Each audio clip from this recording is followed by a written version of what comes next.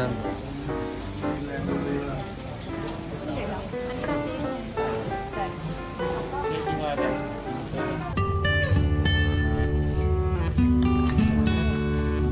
วันนี้ก็มางานแคมปิ้งเนาะฝนตกลิ้นแย่ทำที่ไหนก็สาวหนาวอยู่แหละ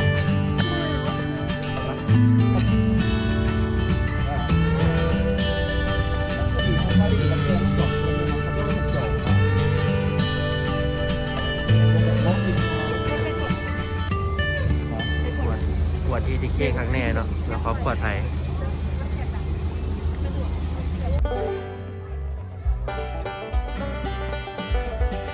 ตอนนี้กำลังย่างเขาไปงานเนาะเริ่ม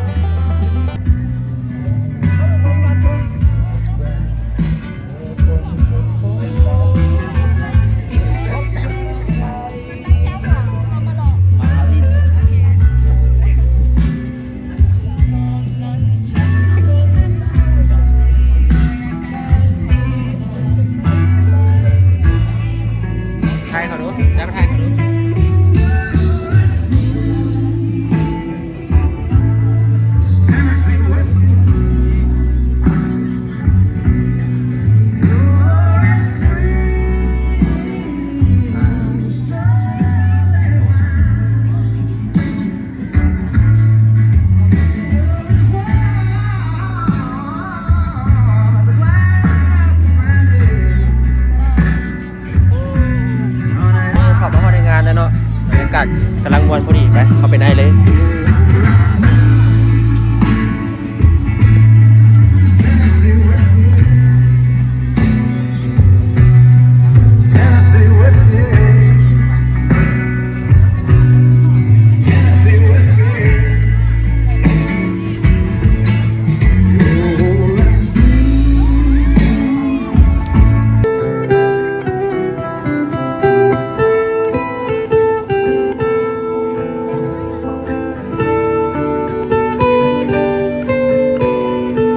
มอง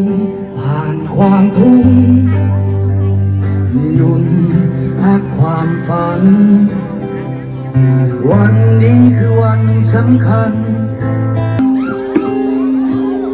ในค่ำคืนที่มีเพียงเราทั้งสองและจงจำคอยจำวันนั้นที่เจ้าบอกจะห่างไกลตื่นขึ้นมาเท่านั้นเพื่อคิดว่ามันเพียงฝันไกลใจ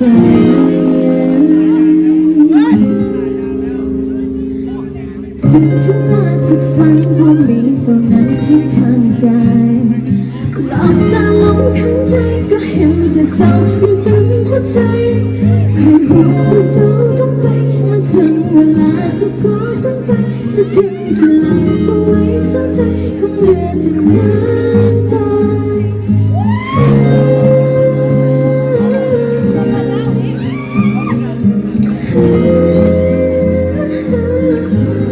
ตอนนี้เจ้าเป็นฉันได้หัวใจก็มีคิดถึงเคยคิดถึงเจ้าอะไรจึงอยู่ห่างไกลคนละฟ้าเคยคิดถึงเจ้าผู้บอกที่คำสั่งที่เจ้าไม่เคยให้ไว้แต่ตอนนี้บอกเพื่อเธอวันเวลาที่มันจะผ่านมานานแต่ใจเธอยังคำยังหาและต้องการเคยหักเสียใจแต่ยังคงหันตลอดมายังห่วงหายังคิดถึงคิดถึงตอนที่เฮานั้นจับมือกันขอดวงไฟนะนะสาวแอมทุกคนขอดวงไฟคนละดวงเด้อสุดยอดใจเคยสั่นไหวเมื่อหัวเจ้าต้องจากไปเคยเห็นลิบเพียงแต่ห่วงใยจนวันสุดท้ายตอนนี้เจ้าเป็นจังใดหัวใจนี้ยังคิดถึงคอยคิดถึงเจ้าall day ฉันอยู่ห่างไกลคนละฟ้า คิดถึงเจ้าขอทุกคำสัญญาที่เจ้าเคยให้ไว้แต่ตอนนี้ก็เหมือนเดิม ตอนนี้เจ้าเป็นจังในหัวใจดวงนี้ยังคิดถึงคอยคิดถึงเจ้าอ่อนให้ฉันอยู่ห่างไกลคนละฟ้า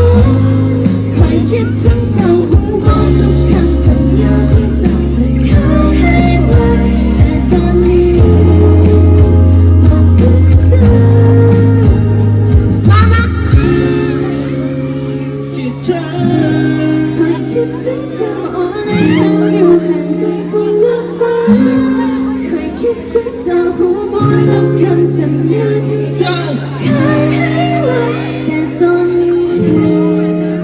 บอกเหมือนเธอ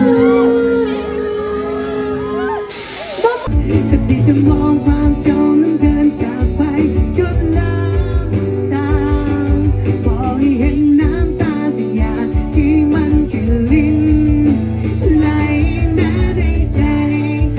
ลักๆมันจะเจ็บใจลักๆมันจะปวดความรู้สึก